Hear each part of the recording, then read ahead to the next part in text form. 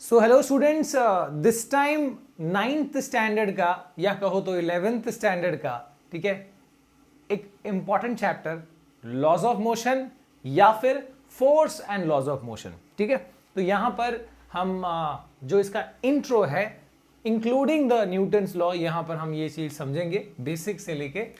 सो इसमें सबसे पहले स्टार्टिंग विथ फोर्स। ठीक है, क्या होता है ये फोर्स? 8th क्लास में हमने पढ़ा कि फोर्स इज एनी पुल और पुश, राइट। इस बार जो है थोड़ा सा हम आगे बढ़ जाए भाई। 8th में पढ़ा था, अब थोड़ा आगे बढ़ गए तो फिर उस हिसाब से डेफिनेशन भी ज़्यादा हो जाना चाहिए। यहाँ पर फोर्स का मतलब क्या? हम जब किसी चीज़ पे फोर्स अप्लाई करते हैं तो ये ऑब्वियसली हम पुल या फिर पुश करते हैं ऑब्वियसली। पर ये क्या है? ये एक तरीके से एफर्ट लगाना। जैसे मान लो ये बोर्ड पे मैं फोर्स लगा रहा हूं तो मतलब क्या, मैं यहां पर इसके ऊपर एक एफर्ट लगा रहा हूं। So force is an external effort या any external effort in the form of pull और पुश दैट चेंजेस। मतलब फोर्स से क्या क्या चीजें होती हैं? फोर्स से हम एक ऑब्जेक्ट जो रेस्ट में है उसको हम मोशन में ला सकते हैं, एक मूविंग ऑब्जेक्ट को हम रोक सकते हैं, और एक मूविंग ऑब्जेक्ट का हम डायरेक्शन चेंज कर सकते हैं, उसका हम शेप या साइज भी बदल सकते हैं फोर्स लगा के, राइट। तो ये सारी चीजें हम कर सकते हैं फोर्स से। पर क्या ये जरूरी है कि हमेशा वो चीज होगी? ओके, जैसे कि मान लो ये बोर्ड पे मैं फोर्स लगा रहा हूं पर ये दीवार से जुड़ा हुआ है, ये फोर्स से ये बोर्ड जो है मोशन में नहीं आ रहा, राइट। तो ऐसे में हम ट्राई कर रहे हैं पर ये हो नहीं रहा ऑब्वियसली। तो ये जो फोर्स है इट कैन चेंज और it can just try to change और टेंड टू चेंज, ठीक है, द स्टेट ऑफ मोशन और direction of a moving body और डायमेंशन में शेप या साइज दोनों आ जाएगा। ओके, तो उस हिसाब से जो हमारा डेफिनेशन बनेगा फोर्स का वो क्या रहेगा? Any external effort in the form of pull or push that changes or tends to change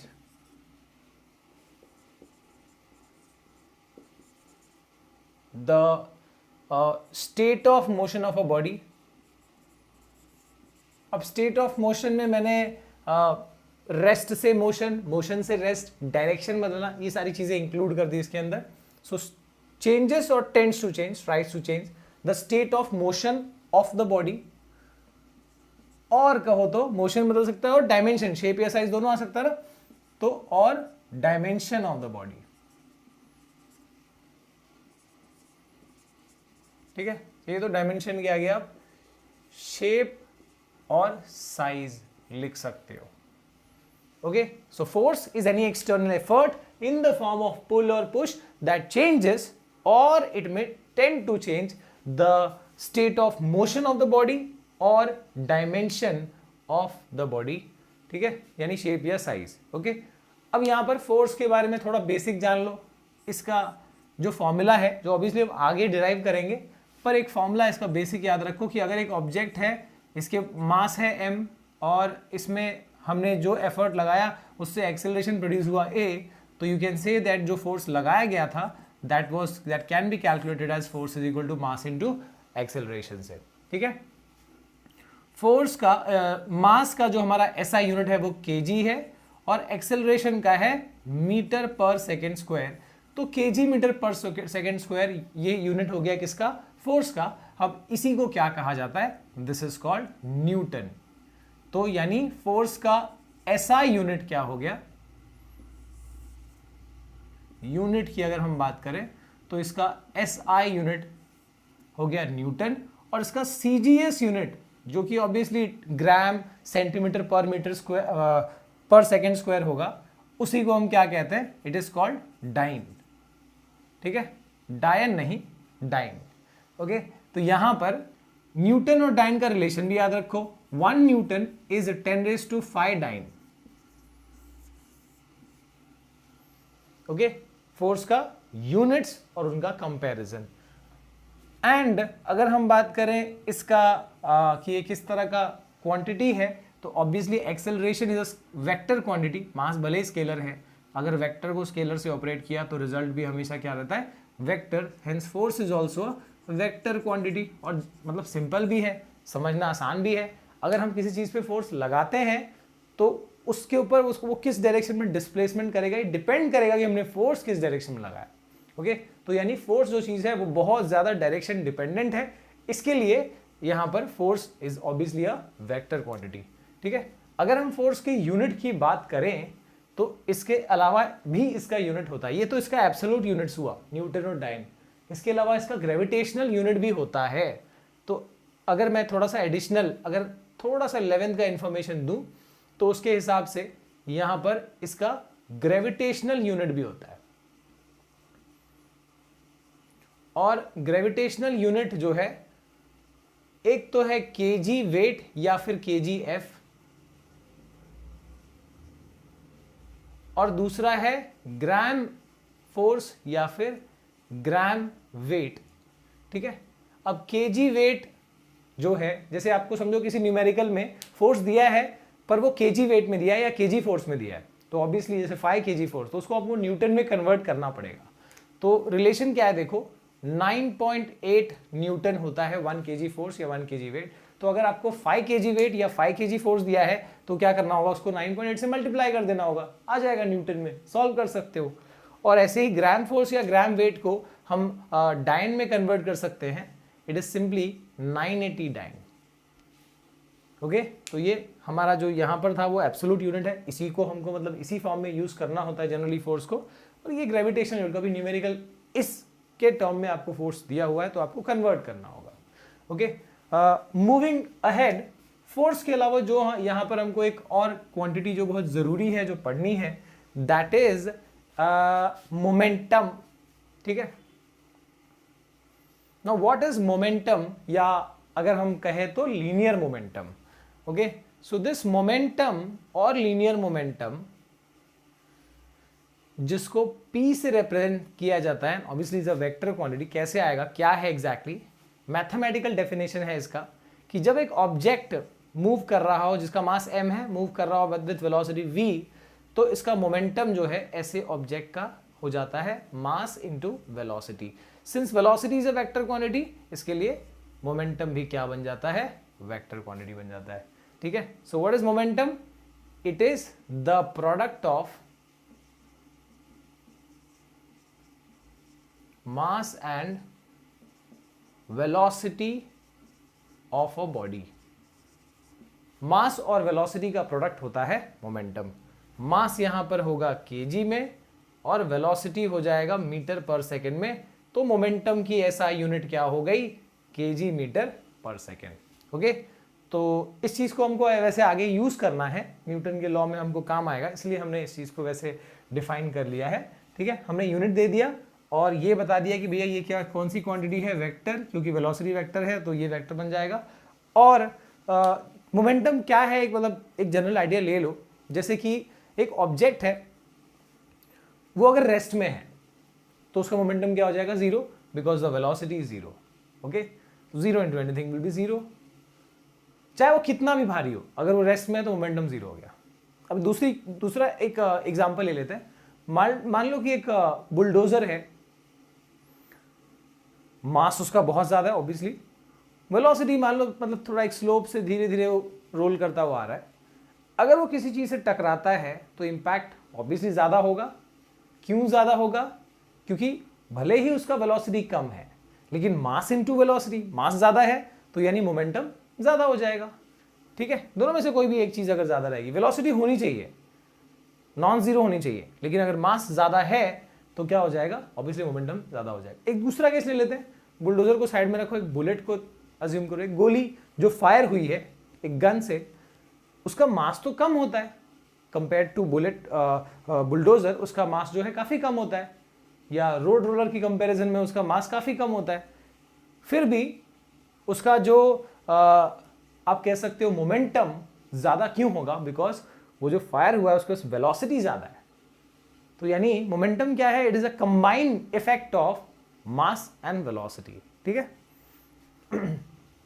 आगे बढ़ते हैं। नेक्स्ट जो हमको यहां पर जानना जरूरी है दैट इज अबाउट इनर्शिया। तो अगर हम बात करें इनर्शिया की, तो इनर्शिया क्या है?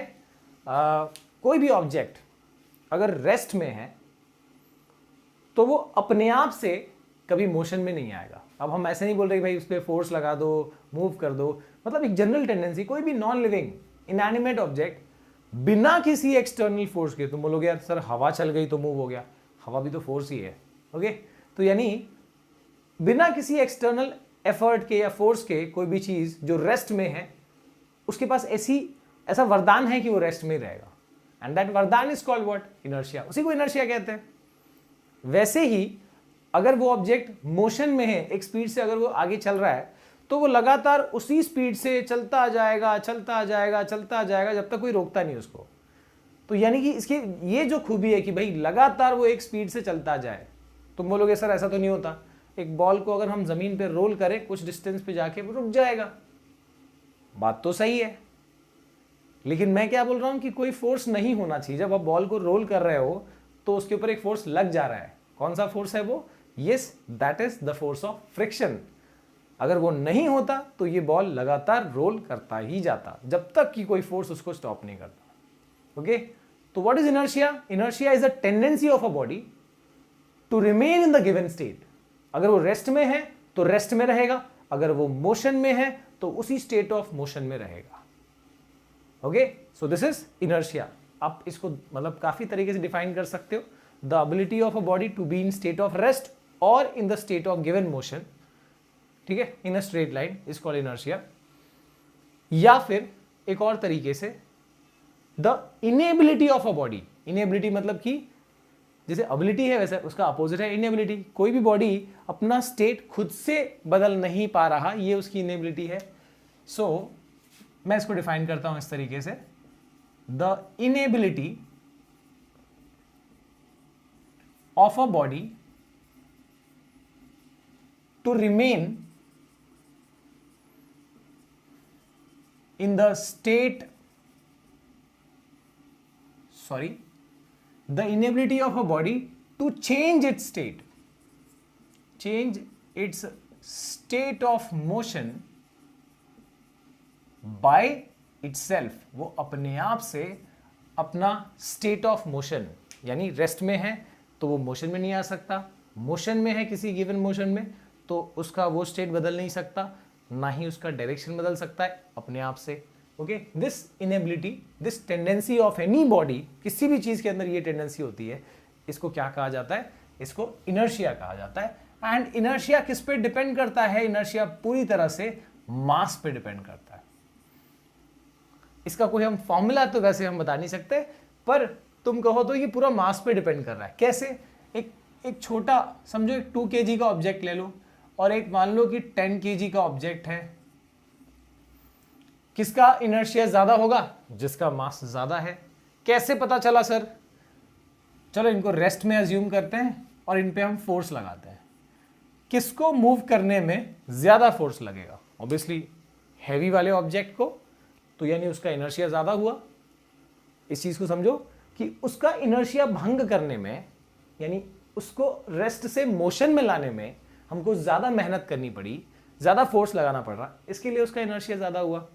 ओके, सो जिसका मास ज्यादा, ऑब्जेक्ट का मास ज्यादा तो इनर्शिया ज्यादा, मास कम तो इनर्शिया कम। ऐसे हमको डायरेक्टली कुछ इनर्शिया कैलकुलेट नहीं करना, ना ही उसका कोई यूनिट, पर पूरी तरह से मास पे डिपेंड कर सकता है। कह सकते हो mass is the measure of inertia.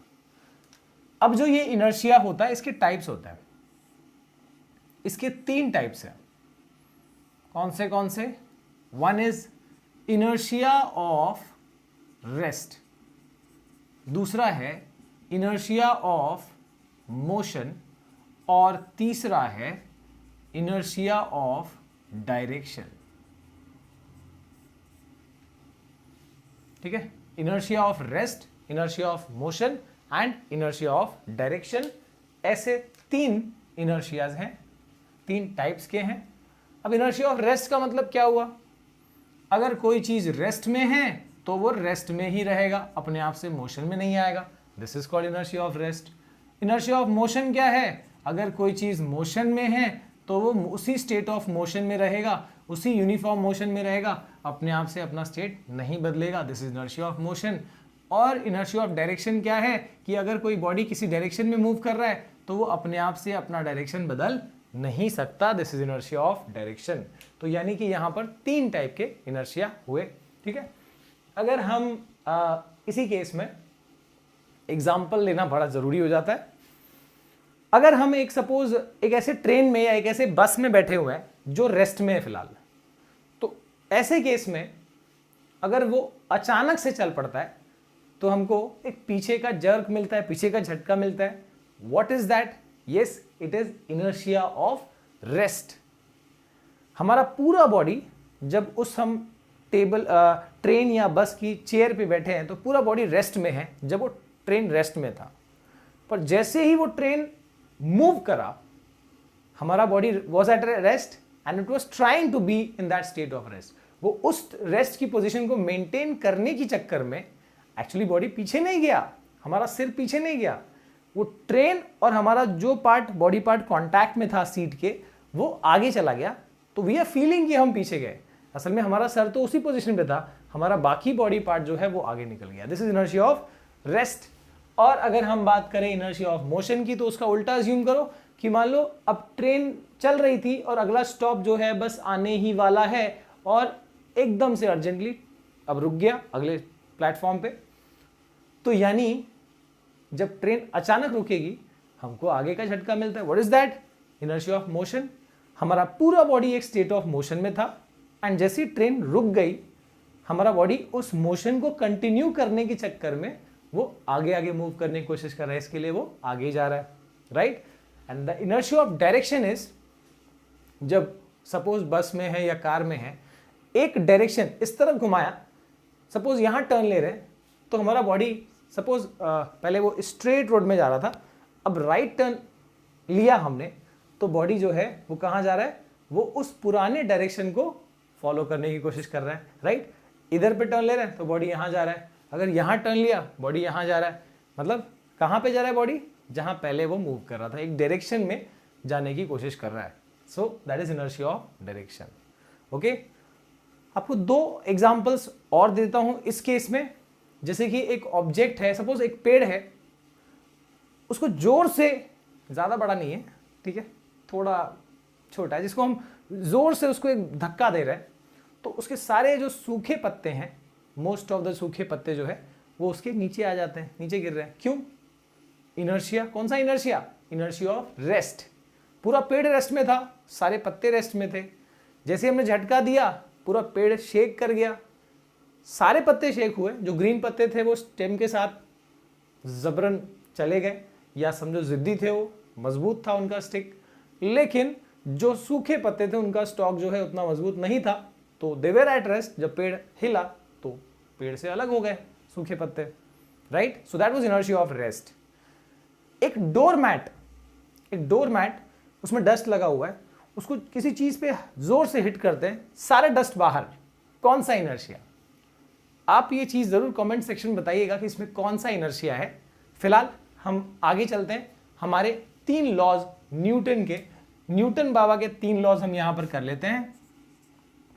So Newton's laws of motion, थोड़ा फास्ट फॉरवर्ड में कर लें। पहला है जो न्यूटन का फर्स्ट लॉ है, इसको लॉ ऑफ इनर्शिया भी कहा जाता है। क्यों इसको लॉ ऑफ इनर्शिया कहते हैं? Why this is called law of inertia? क्योंकि इनर्शिया के बारे में ही ये बताएगा, कुछ और नहीं बता रहा। What is that? Every body continues to be in the state of rest or of uniform motion in a straight line unless and until any external unbalanced force is applied on it. तो आप देख सकते हो ये बिल्कुल inertia के बारे में बता रहा है कि कोई बॉडी जो रेस्ट में है वो उस रेस्ट के कंडीशन में ही रहेगा। अगर कोई बॉडी एक यूनिफॉर्म मोशन में है तो उसी स्टेट ऑफ मोशन में रहेगा, उसी स्ट्रेट लाइन में। अनलेस एंड अनटिल, ऐसा वो कब तक करता रहेगा? जब तक कि कोई अनबैलेंस फोर्स उसके उस इनर्शिया को डिस्टर्ब नहीं करता, तब तक वो उस इनर्शिया को ही फॉलो करता रहेगा। Obviously this is law of inertia, inertia के बारे में ही बता रहा है। ओके, अगर हम बात करें सेकेंड लॉ की, मैं यहां पर सेकेंड लॉ बता दूंगा फिलहाल, क्योंकि उसके थोड़ा सा F इक्वल टू ma जो है वो वहीं से आएगा। तो मैं यहां पर थर्ड लॉ पहले बता देता हूं, सेकेंड लॉ हम यहां कर लेंगे। ओके, थर्ड लॉ ये है, काफी लोगों को पता होगा, बहुत फेमस वाला। What is that? Every action has an equal and opposite reaction. ठीक है, अगर एक ऑब्जेक्ट A है, B के ऊपर वो एक फोर्स लगा रहा है F1, तो B भी A के ऊपर फोर्स लगा रहा है। Suppose that force is F2, you can से F1 and F2 are equal, सिर्फ उनका क्या अपोजिट है? डायरेक्शन। जैसे मान लो कि हम दीवार पे फोर्स लगा रहे हैं, कम फोर्स लगा रहे हैं, तो हमारे हाथ पे भी कम प्रेशर फील होगा उसका। पर जब ज्यादा फोर्स लगाएंगे तो दीवार भी हम पे ज्यादा फोर्स लगा रहा है। ओके, मतलब बैलेंस करेगा उसको दीवार। सो that is your action reaction pair. वैसे ही, और ये दोनों चीजें एक साथ होती है, ऐसे नहीं कि एक्शन पहले होगा फिर रिएक्शन, दोनों एक साथ ही हो रहा है। ओके, हम इस ग्राउंड पे खड़े हैं, तो यानी ग्राउंड हम मतलब हम एक वेट भी एक फोर्स है, तो हमारा वेट जो है, जो डाउनवर्ड फोर्स है, उसके रिएक्शन में ग्राउंड भी हम पे एक अपवर्ड फोर्स देता है, इक्वल एंड अपोजिट, ये याद रखना। ठीक है, इसका एक बहुत बढ़िया एग्जांपल है जो रॉकेट का प्रोपल्शन होता है। तो रॉकेट जो है, जब अपना फ्यूल, जो उसका तेजी से जो फ्यूल जलते हुए जो उसका एग्जॉस्ट आ रहा है, एग्जॉस्ट गैसेस आ रहे हैं, तो वो एयर पे क्या कर रहे हैं? एयर पे एक फोर्स बना रहे हैं, डाउनवर्ड फोर्स, और उसके रिएक्शन में एयर भी उतना ही फोर्स, जितना वो गैस फोर्स एक्सर्ट करेगा एयर पे, एयर बिल्कुल उतना ही रिएक्शन से उसको ऊपर थ्रस्ट प्रोवाइड करेगा, जिससे रॉकेट ऊपर प्रोपेल करेगा। तो प्रोपल्शन ऑफ रॉकेट भी इसी का थर्ड लॉ का ही एग्जांपल है। अब यहां पर जो सेकेंड लॉ है, जिसमें F इक्वल टू ma, हमको ये चीज देखने को मिलेगी। कहां से आया? ये डेरिवेशन भी आ जाएगा उसके अंदर, छोटा सा है, क्विकली हम इसको कर लेते हैं। ठीक है, सो स्टार्टिंग विथ न्यूटन का second law.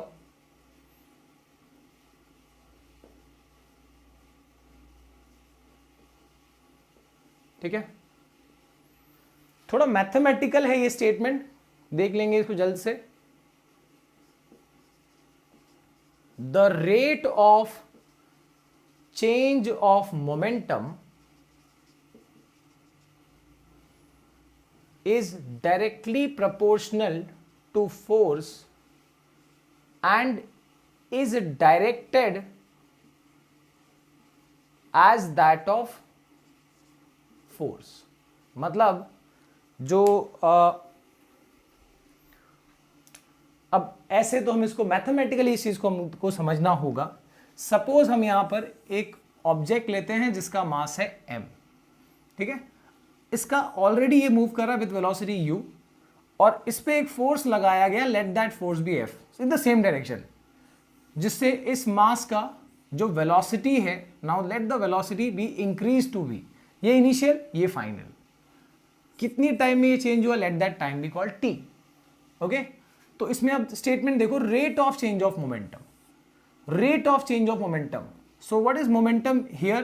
The initial momentum is mass into initial velocity. What is the final momentum? Momentum को p से represent कर रहे हैं, right? pf final momentum is mass into final velocity. So change of momentum यानी क्या? Change of momentum यानी final in momentum minus initial. Rate of आ गया मतलब divide by time, ये याद रखना। तो चेंज ऑफ मोमेंटम यानी final momentum minus initial momentum, और रेट बोला मतलब divide by time, and this is proportional to force. ठीक है, तो यानी मैं लिख सकता हूं force is proportional to P F minus P I upon T, right. अब इसमें प्रोपोर्शनैलिटी का साइन हटाओगे तो एक कांस्टेंट तो लगाना ही पड़ेगा, एंड पी एफ का वैल्यू भी डाल दो चलो वहां पर, that is M V minus P I क्या है, M U upon T.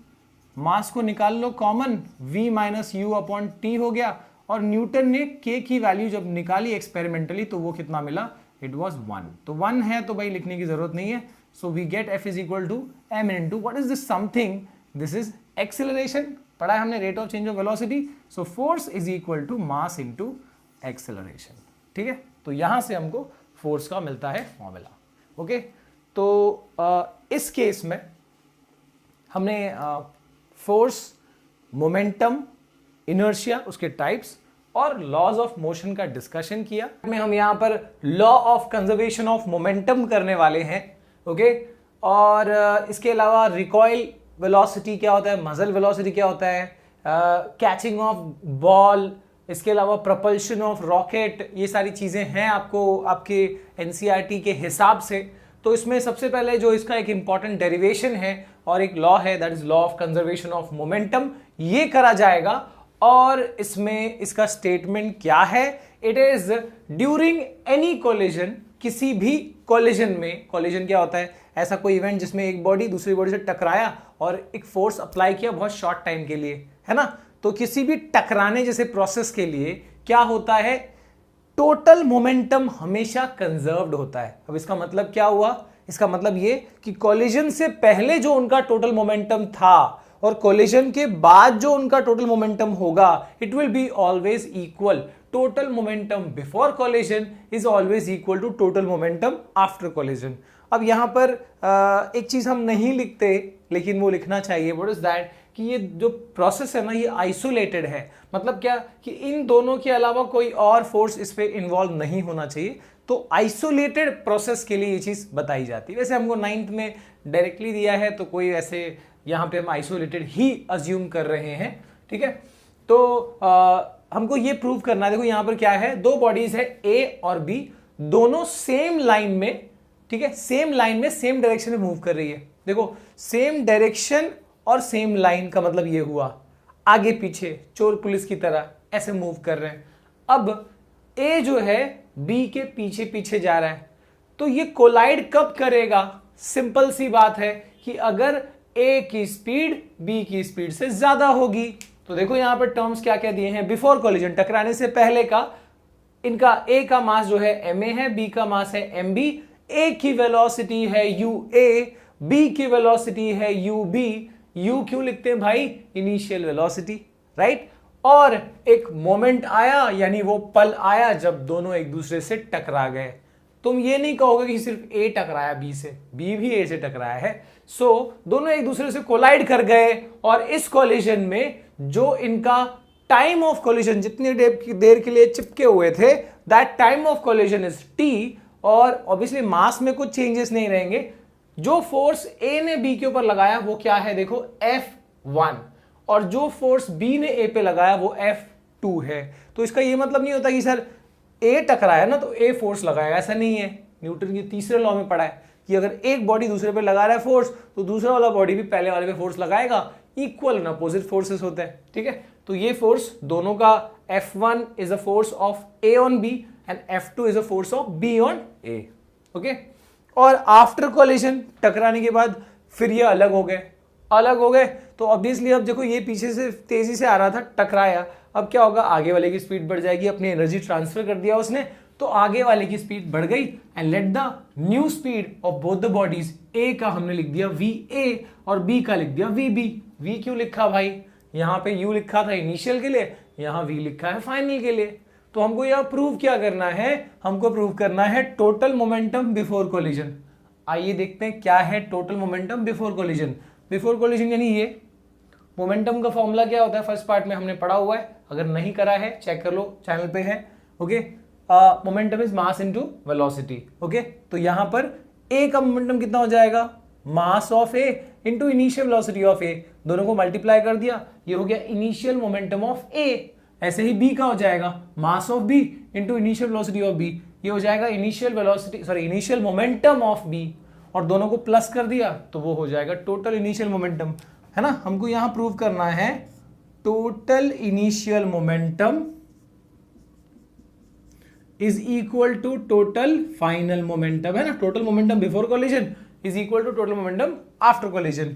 That is हमको क्या प्रूव करना है, इधर के हिसाब से लिख देते हैं, इधर के हिसाब से इनिशियल का मतलब mass of A initial velocity of A plus mass of B initial velocity of B is equal to mass of A final velocity of A plus mass of B final velocity of B, है ना, ये prove करना है हमको।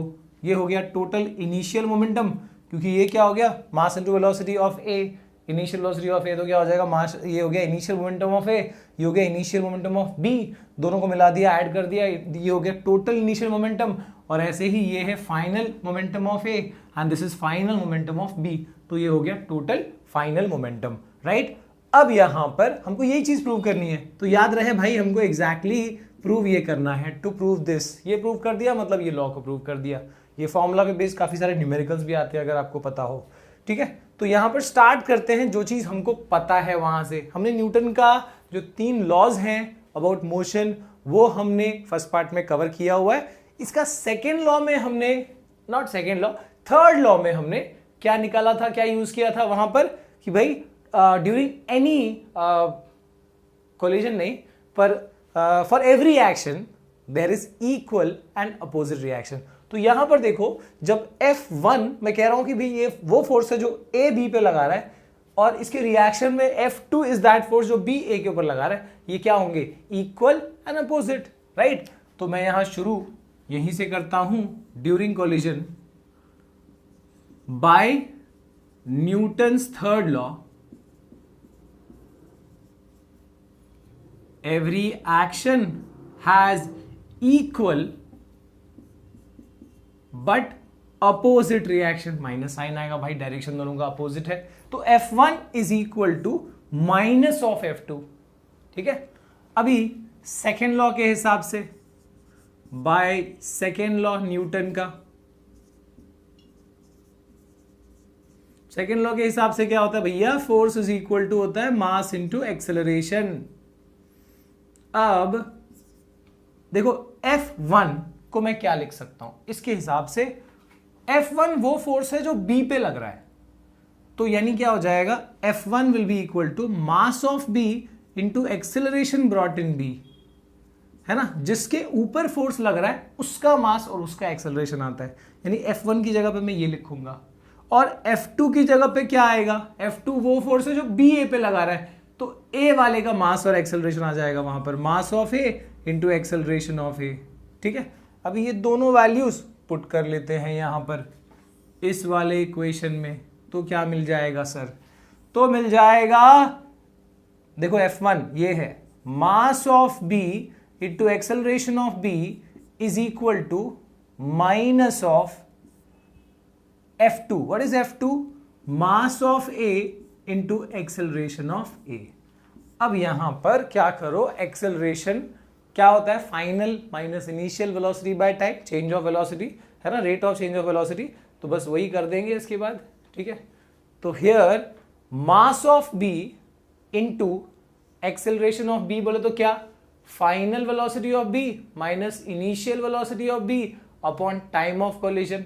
अब time of collision तो दोनों के लिए सेम रहेगा, ऐसा तो नहीं कि भाई ए जो है बी से 1 सेकंड में टकराया था और बी ए से 2 सेकंड में टकराया था, ऐसा तो नहीं होगा, दोनों का चिपकना सेम टाइम के लिए होगा, तो यानी टाइम ऑफ कोलिजन में मैं टी ही लिखूंगा, दोनों का सेम रहने वाला है ना, is equal to minus of M A into acceleration of A, क्या होगा, final velocity of A minus initial velocity of A upon time of collision, इसका भी टाइम ऑफ कोलिजन ना टी ही है। अब ये दोनों डिवाइड में है तो कैंसिल हो जाएंगे, ओके, और बस अब ये जो टर्म्स है इनको ब्रैकेट के अंदर भेज दो, रीअरेंज कर दो, you will get the value जो चाहिए था वो मिल जाएगा। देखो ये हो जाएगा mass of B into final velocity of B minus mass of B into initial velocity of B is equal to minus M A V A, और ये माइनस इधर जाएगा तो क्या हो जाएगा, plus M A U A, ठीक है। आया कि नहीं आया भाई? आ गया। जो माइनस वाला टर्म है उसको अगली साइड भेज दो, प्लस बन जाएगा। इसको भी इधर भेज दो, तो ये इधर आएगा तो प्लस हो गया, यानी प्लस MAVA प्लस यहां पर ऑलरेडी एक है MBVB इज इक्वल टू, ये क्या है, MAUA है ना, MAUA प्लस ये वाला इधर आया तो माइनस आया तो प्लस हो गया ना, MBUB। अब देख सकते हो आप ये MAUA प्लस MBUB ये क्या हो गया, total initial momentum. MAVA plus MBVB ये क्या हो गया, टोटल फाइनल मोमेंटम। प्रूव हो गया। सिंपल था भाई, कोई टेंशन की बात नहीं थी इसके अंदर। ओके, पॉज करके ध्यान से समझ लो, फटाक से इसको लिख दोगे। इसके बाद आगे बढ़ते हैं हम, और सेकंड जो है इसी के एप्लीकेशन पे, रिकॉइल ऑफ गन, वो भी देख लेते हैं। ठीक है, फॉर्मूला नहीं मिटाऊंगा, इसी को हम यूज कर लेंगे यहां पर आगे। सो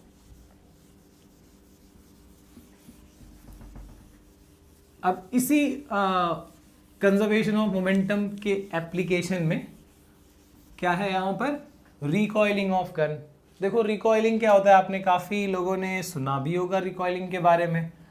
रिकॉइल वेलोसिटी यानी क्या, so suppose this we have, भयंकर गन बना दिया, हाँ ठीक है, नहीं अच्छा है, काफी अच्छा है भाई। ये देखो एकदम शॉटगन बना दूंगा मैं, आप देखते जाओ बस।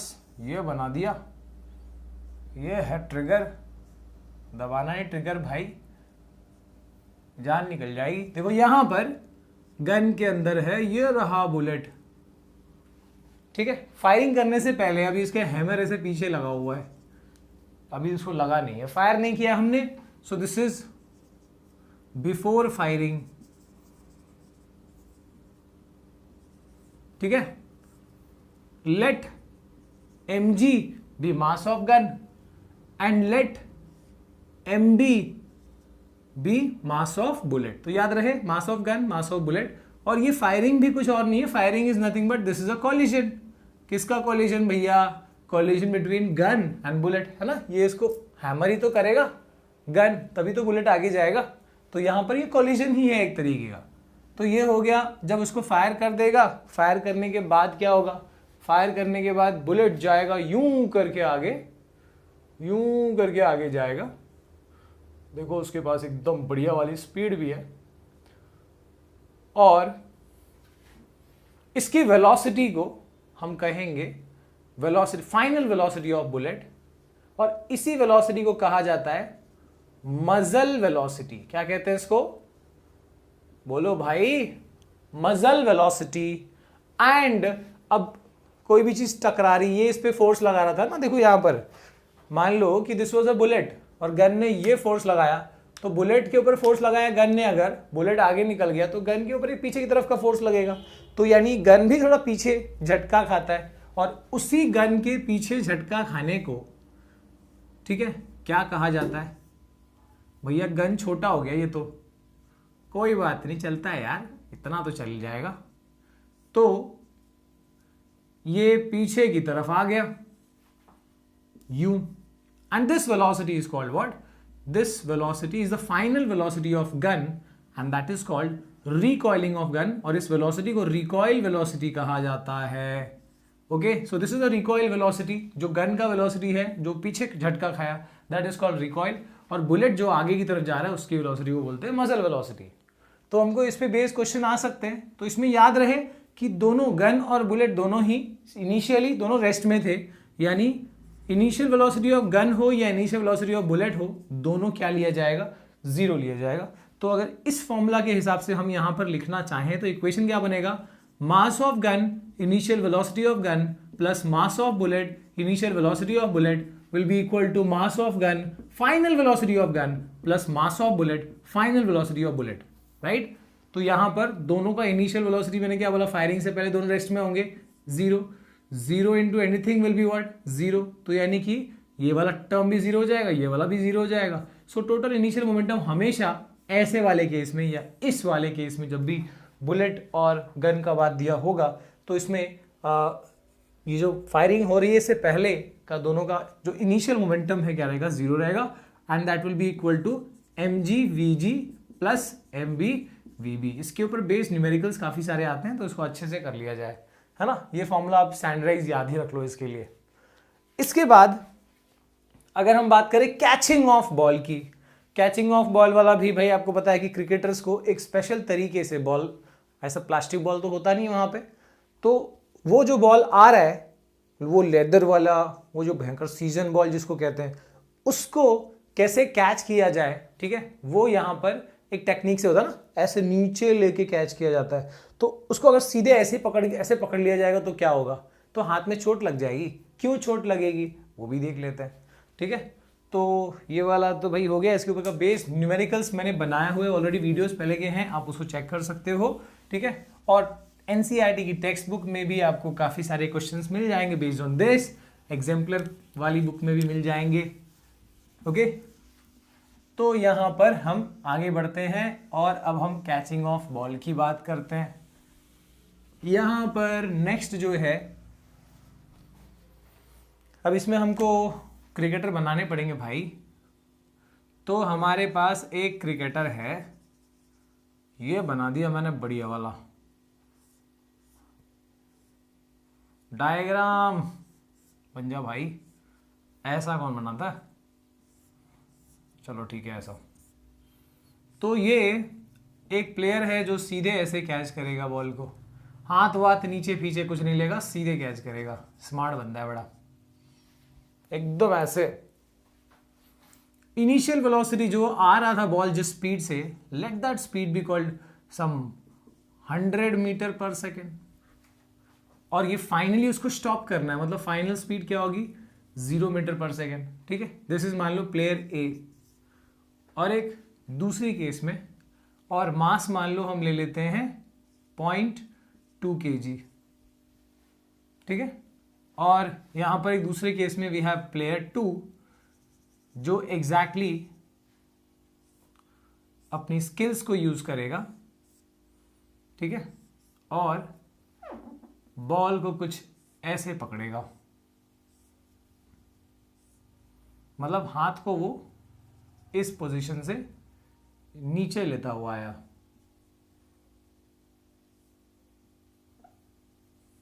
ठीक है, यहां से। सो हियर ऑल्सो मान लो कि यहां भी इनिशियल स्पीड जो था वो था 100 मीटर पर second, okay. Final speed it was again, इसको भी स्टॉप करना है तो यहां भी 0 मीटर पर सेकेंड होगा, मतलब फाइनल, मतलब यहां पे होगा ना, इधर तक ले आ रहा है वो, तो final speed is again 0 metre पर सेकेंड। यानी दोनों कंडीशन में दोनों प्लेयर्स की किसी का नाइंसाफी नहीं किया गया, दोनों को सेम वेलोसिटी से कैच आ रहा है। अब कौन से प्लेयर को यहां पर चोट लगने का खतरा ज्यादा होगा, तो वो है ये, है ना। तो यानी ये गलत मेथड है कैचिंग का, एंड दिस इज द सही मेथड। अब इसका मतलब क्या है सर, कैसे हुआ ये देखते हैं। और मास यहां भी हम वही ले लेते हैं, मतलब कोई ज्यादती नहीं हुई, देखते हैं भाई इसमें क्या स्किल का क्या फायदा होगा। तो दोनों में डिफरेंस जो है ना वो है टाइम ऑफ कैचिंग का। किस चीज का डिफरेंस है, टाइम ऑफ कैचिंग का, ठीक है। हमको ये जानना है कि किसके हाथों पे ज्यादा फोर्स लगेगा, ठीक है। तो when I need to calculate the force, जब बात करते हैं हम फोर्स की, फोर्स क्या होता है, मास into acceleration, that is mass into final minus initial velocity upon time. That is you can see कि देखो यहां पर दोनों केसेस में मास भी सेम है, फाइनल वेलोसिटी भी सेम है, इनिशियल वेलोसिटी भी सेम है। यानी ये सारी चीज अगर मैंने कांस्टेंट ले ली तो मैं सीधे सीधे क्या बोल सकता हूं, force is inversely proportional to time. तो यानी उस बंदे के हाथ पे, उस प्लेयर के हाथ में ज्यादा फोर्स फील होगा, इंपैक्ट ज्यादा लगेगा, जिसका टाइम ऑफ कैचिंग क्या होगा, कम होगा।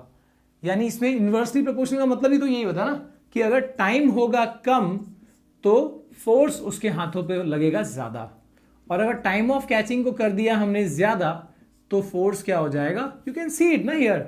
इस वाले में क्या हुआ, टाइम ऑफ कैचिंग को बढ़ा दिया गया, हाथ नीचे ले जाते हुए उसने कैच करने के टाइम को इंक्रीज कर दिया, हाँ भाई ज्यादा टाइम लग रहा है, और इसने एक ही बार में टाइम को क्या कर दिया, कम कर दिया। तो टाइम कम करने से क्या हो गया, फोर्स का जो असर था, फोर्स था उसके हाथों पे बढ़ जाएगा। इससे क्या चांसेस होंगे, इंजरी के चांसेस होंगे, है ना भाई, जख्मी हो जाओगे, ऐसे ना कैच किया करो, है जी। और जहां पर इनवर्सली प्रोपोर्शनल है, जहां पर टाइम ऑफ कैचिंग बढ़ा दी गई, वहां ऑब्वियसली फोर्स क्या हो गया, कम हो गया, यानी इससे इंजरी के चांसेस जो है कम हो जाएंगे। इसीलिए कैच करने का तरीका ये है। ओके, इसके बाद लास्ट है प्रोपल्शन ऑफ रॉकेट। अगर हम बात करते हैं प्रोपल्शन ऑफ रॉकेट की, तो रॉकेट एग्जैक्टली कैसे प्रोपेल होता है भाई, कौन सा यहां पर रूल, कौन सा फिजिक्स लगा हुआ है वो भी देख लेते हैं भाई, उसमें क्या है। तो एग्जैक्टली सपोज ये है रॉकेट, इस रॉकेट का नाम है रॉकेट, ठीक है, या मान लो इस रॉकेट का नाम है टाइटैनिक, हाँ भाई कुछ भी नाम रख सकते हैं हम। तो ये जो हमारा टाइटैनिक रॉकेट है ये डूबेगा नहीं, ये तो उड़ेगा।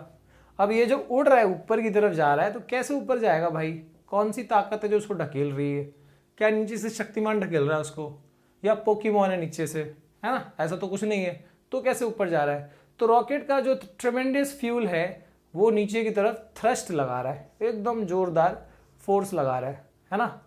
तो यानी जो फ्यूल बर्न आउट होके बाहर जा रहा है वो एक फोर्स लगा रहा है नीचे की तरफ, ठीक है। किसके तरफ, किसके ऊपर फोर्स लगाएगा भाई, ऊपर हवा में चल जाएगा तो किस पे फोर्स लगाएगा, हवा पे फोर्स लगाएगा, यानी एयर मॉलिक्यूल्स पे फोर्स लगाएगा। कौन, ये रॉकेट का फ्यूल्स नीचे की तरफ। And you know for every action there is equal and opposite reaction, Newton का तीसरा लॉ। तो यानी अगर ये फोर्स नीचे की तरफ लग रहा है तो एयर मॉलिक्यूल्स भी इस रॉकेट को ऊपर की तरफ धक्का मारेंगे, जिसकी वजह से, एंड जितना ज्यादा फोर्स नीचे की तरफ अप्लाई करेगा ये रॉकेट उतना ज्यादा उसके ऊपर फोर्स लगेगा, because every action has equal and opposite reaction. तो ये इक्वल अपोजिट रिएक्शन मिलने की वजह से यहां पर क्या हो रहा है, ये रॉकेट ऊपर की तरफ जाएगा। तो ये कौन सा वाला लॉ पे बेस्ड है, obviously this is based on third law, Newton के थर्ड लॉ पे बेस्ड ये प्रोपल्शन ऑफ रॉकेट का एप्लीकेशन है। ओके, तो इस बार ही करेंगे हम force and laws of motion के जितने भी फॉर्मूलाज हैं वो यहां पर हम नोट करेंगे। सबसे पहला, ओके, सबसे पहला वाला फॉर्मूला भाई, फोर्स क्या होगा, force is given by F is equal to m into ए। Force is mass into acceleration. एक ऑब्जेक्ट जिसका मास है m, उस पे फोर्स लगाया तो कितना एक्सेलरेशन प्रोड्यूस करेगा, that value will be a। तो यानी m इंटू ए को मल्टीप्लाई करेंगे तो फोर्स का पता लग जाता है, ठीक है। जिसमें फोर्स की SI यूनिट याद रखना, फोर्स की SI यूनिट क्या होती है, न्यूटन। 1 न्यूटन, सीजीएस यूनिट क्या होता है भाई, डाइन। तो 1 न्यूटन इज 10⁵ डाइन, डाइन नहीं भाई, डाइन, ठीक है। 1 न्यूटन इज 10⁵ डाइन। इसके अलावा यही फॉर्मूला, अब डायरेक्ट बहुत कम पूछते हैं, इसमें आपको एक्सेलरेशन सीधे नहीं दिया रहेगा, आपको इसमें से भी ए जो है VU या T के टर्म्स में, VU या फिर S के टर्म्स में लिखना पड़ सकता है। तो sometimes you can use acceleration as V minus U upon T, है ना, जहां पे आपको मास दिया है, वेलोसिटीज दिया, इनिशियल, फाइनल और टाइम दिया हुआ है, और आपको फोर्स निकालना है, तो ये काम आएगा, ठीक है। और अगर ऐसा हो सकता है कि V, U और S दिया हुआ है, इन दैट केस क्या हो जाएगा, V square minus U square is 2AS, kinematical equation का। तो उसमें हम A को क्या पुट कर सकते हैं, 2S को नीचे ले लो, यानी V square minus U square upon 2S, है ना। तो यानी एक्सेलरेशन को आप ये भी पुट कर सकते हो, ठीक है। डिपेंड करता है, अगर आपको टाइम दिया हुआ है, VU और T दिया है, तो एक्सेलरेशन की जगह पे ये यूज करोगे।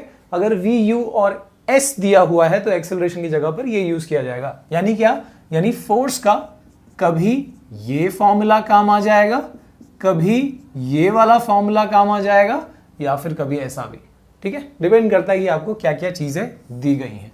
This was about the force. इसके अलावा फोर्स हो गया। अब यहां पर और क्या किया था हमने इस चैप्टर में, यस, मोमेंटम या फिर लीनियर मोमेंटम भी कह सकते हो आपको। तो मोमेंटम का फॉर्मूला क्या था भाई, मोमेंटम P से रिप्रेजेंट करते थे। इसका फॉर्मूला था मास इनटू वेलोसिटी। अगर कोई ऑब्जेक्ट है जिसका मास है m, वेलोसिटी है v, तो momentum is given by mass into velocity. SI unit क्या होगी इसकी, SI यूनिट देखो, मास का है kg, वेलोसिटी का है मीटर पर second, so this is kg metre पर सेकेंड। Okay, momentum. अगर पूछा है चेंज ऑफ मोमेंटम, तो चेंज ऑफ मोमेंटम का क्या फॉर्मूला होगा? चेंज ऑफ मोमेंटम यानी final momentum minus initial momentum. जैसे मान लो एक बॉडी है जिसका इनिशियल वेलोसिटी है u, ठीक है, और बाद में कुछ टाइम में उसका वेलोसिटी है v, अगर फोर्स लगाया है नॉन उस वजह से, तो वहां पर फाइनल मोमेंटम क्या है? Mass into final velocity. Initial momentum क्या है? Mass into initial velocity, right. तो चेंज ऑफ मोमेंटम यानी क्या हो जाएगा?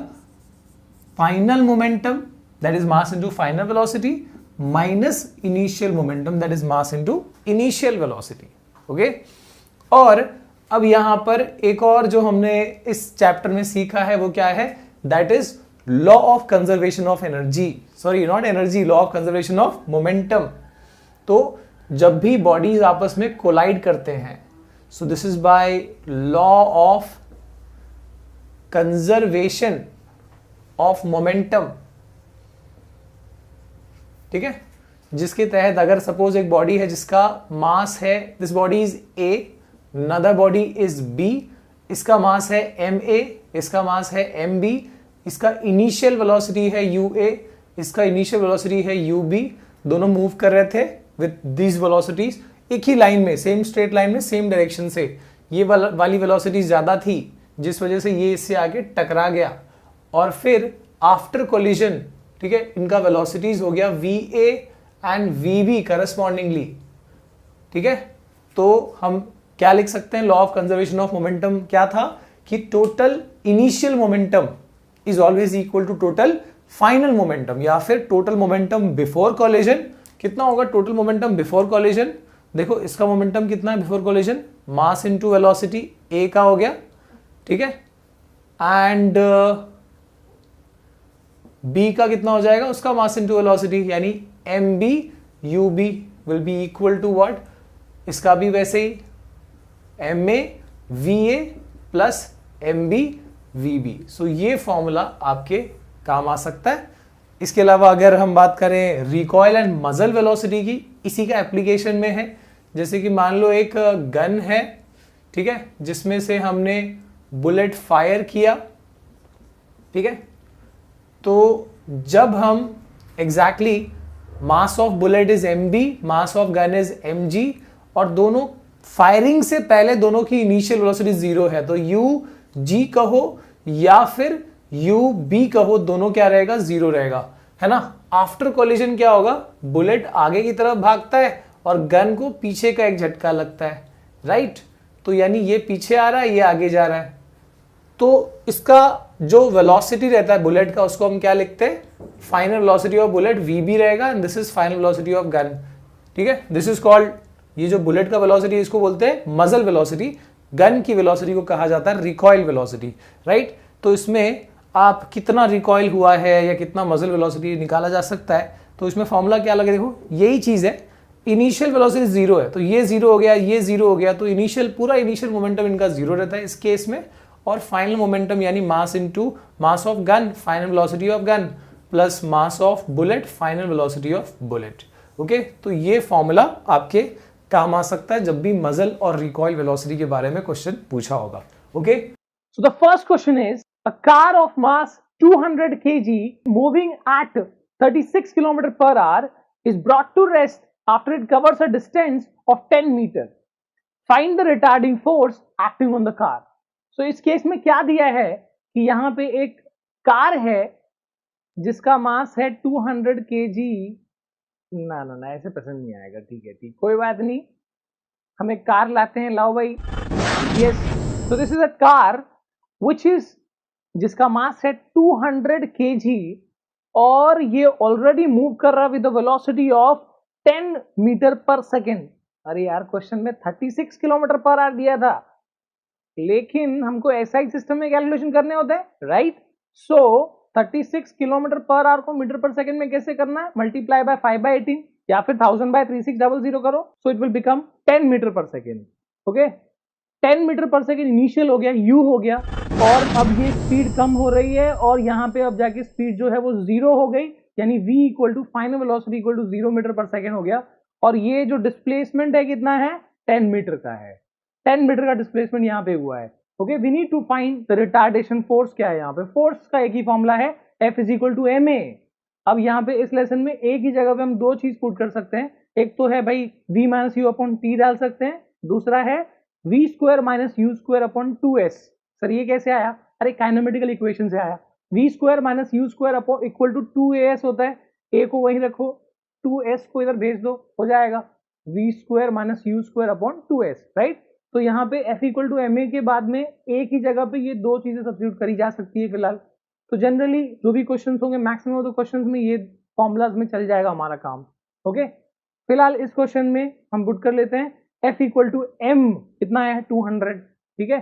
a की जगह पे v स्क्वायर यानी 0 स्क्वायर माइनस यू स्क्वायर यानी 10 square upon 2 into 10।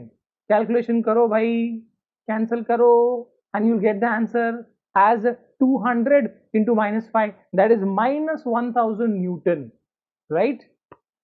The second question is, an 8000 kg engine pulls a train of 5 wagons, each of 2000 kg along a horizontal track. If the engine exerts a force of 40,000 Newton and the track offers a friction of 5000 Newton, calculate the net accelerating force, the acceleration of train and the force exerted by wagon 1 on wagon 2. So yes, we have this train. अब ये जो train है इसमें ये engine लगा हुआ है और इसके पीछे ये 5 डब्बे लगे हैं। इस इंजन का मास है 8000 kg, जो इन वैगन्स का मास है वो है 2000, 2000, 2000, 2000 एंड 2000, ठीक है। सबका इंडिविजुअल मास 2000 kg है यहाँ पे। अब इस केस में हमको ये बोला गया है कि जो फोर्स ताकत जो लगा रहा है इंजन वो कितने का है 40,000 न्यूटन का, लेकिन अपोजिशन जो यहाँ पे है फ्रिक्शन का दैट इज 5000, यानी 40,000 तो ये आगे जाने में लगा रहा था, 5000 उसमें से सब्ट्रैक्ट हो जाएगा बिकॉज फ्रिक्शन अपोज कर रहा है। तो नेट फोर्स कितना हो गया 40,000 माइनस 5000 दैट इज 35,000। पहला आंसर तो वैसे ही मिल गया। इसके बाद ट्रेन का एक्सेलरेशन क्या है वो निकालना है। सो एक्सेलरेशन के लिए कितना फोर्स बचा 35,000 newton. So F is equal to ma होता है, a equal to f upon n कर दो। F कितना है, फोर्स कितना है 35,000 अपॉन m, मास कौन सा मास जिस पे फोर्स एक्सर्ट हो रहा है, इंजन पे फोर्स एक्सर्ट नहीं हो रहा, इंजन फोर्स एक्सर्ट कर रहा है 5 डब्बों पे, तो 5 डब्बों का मास आएगा 2000 इंटू 5 10,000। सो मास यहाँ पे 10,000, a equal to f upon m, so that is 35,000 upon 10,000 कितना हो गया 3.5 मीटर पर सेकेंड स्क्वायर। सिंपल था। अब निकालना है कि what is the force exerted by wagon 1 on wagon 2। Wagon 1 wagon 2 पे कितना फोर्स एक्सर्ट कर रहा है, सिंपल है यार। इसमें again F is equal to ma put करोगे, एक्सेलरेशन तो भाई सभी के लिए कॉमन है 3.5, और m क्या पुट करना है जिस पे फोर्स एक्सर्ट कर रहा है। तो वैगन 1 किस पे फोर्स एक्सर्ट कर रहा है 2 पे, तो 1 का तो वहां पे यानी इंजन और वैगन 1 का मास नहीं काउंट होगा, लेकिन 2 और उसके आगे जितने भी अटैच है सबका मास वहां पे आ ही जाएगा। सो दैट इज 2000 इंटू 4, क्योंकि 2 3 4 5 है ना, 4 डब्बे हो गए यानी 8000। तो F is equal to ma, 8000 into 3.5, we get the answer as 28,000 newton, right. Okay, the third question is, two objects each of mass 1.5 kg are moving in same straight line but in opposite direction. The velocity of each object is 2.5 meter per second before the collision, during which they stick together. What will be the velocity of combined objects after the collision? So ये based है conservation of momentum पे। So we have two bodies, दोनों का मास है 1.5 kg, दोनों same straight line में move कर रहे हैं बट इन अपोजिट डायरेक्शन, यानी इस डायरेक्शन में मूव कर रहे हैं। अब यहाँ पे they will collide with each other, जैसे कि क्वेश्चन में दिया हुआ है, they will stick together and move together. So यहाँ पे ये दोनों एक साथ मूव करेंगे, so they will have a common velocity, यानी va equal to vb equal to v लिख लेते हैं हम यहाँ पे। सो हम अगर सब्स्टिट्यूट करेंगे इस क्वेश्चन के हिसाब से, तो will get it as 1.5 into 2.5 plus 1.5 into minus 2.5. So 0 is equal to, यहाँ पे लेफ्ट साइड में टर्म्स कैंसिल हो रहे हैं, 0 is equal to 1.5 v plus 1.5 v, कितना हो जाएगा 3v equal to 0, v equal to 0, यानी कि फाइनली ये मूव ही नहीं कर रहे, बस टिक होके रह गए। ओके, सो एक चीज यहाँ बहुत इंपॉर्टेंट है, तो पहले वाले का वेलोसिटी हमने लिया 2.5 मीटर पर सेकेंड, दूसरे वाले का हम 2.5 नहीं लिखेंगे because it is in opposite direction, तो ये जो ub है दिस विल बी -2.5 मीटर पर सेकेंड। कन्वेंशनली ये दो वेलोसिटीज अपोजिट डायरेक्शन में दिखाने के लिए। ओके, अगर आप लोगों को इसके अलावा भी कोई क्वेश्चन में किसी न्यूमेरिकल में डाउट है तो आप डिस्क्रिप्शन सेक्शन में दीजिए, मैं आंसर भी वहीं दे दूंगा या फिर कोशिश करूंगा कि उसके ऊपर वीडियोस बनाऊं। Okay, so keep smiling, keep learning and keep sharing.